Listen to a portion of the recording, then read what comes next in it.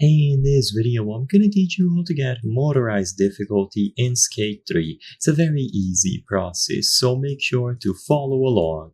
Getting the motorized difficulty on Skate 3 will involve modding your game. So as of today, you can only get the motorized difficulty if you mod Skate 3.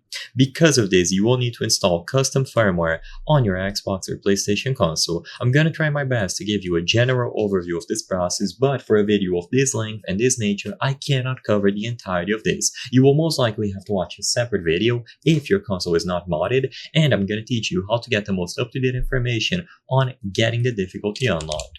So all of this can be found on the EA modding subreddit, so if needed, look for the Skate 3 modding Discord, and you will find the link here. This link will allow you to sign up to use the Reddit and talk to other people who have also modded their games. Then you will need to use this document here.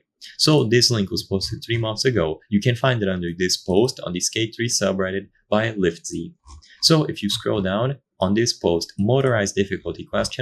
This link will take you to a place that has all of the available options.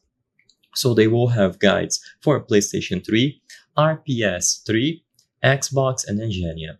So I assume that most people will be on standard PlayStation 3 on Xbox, so I'm going to use these. Like I said before, for a video of this length, sadly I cannot cover the entirety of this process, but you will need to mod your console. If you aren't comfortable doing this, then to my knowledge, you will not be able to get the motorized difficulty. But after you have it modded, you can use the download links here to get the actual file needed to mod Skate 3. This is going to be true for both.